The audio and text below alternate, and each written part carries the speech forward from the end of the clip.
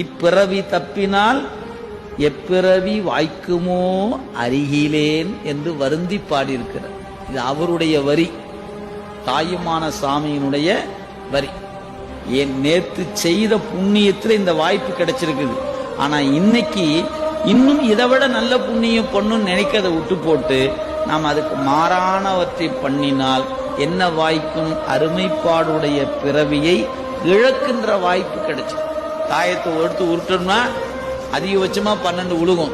ஆனா குறைந்தபட்சம் அப்ப 1/12 12 வாய்ப்புல ஏதேனும் ஒண்ணு விழும் அல்லவா? அது மாதிரி தானுங்க 1/84 லட்சம்.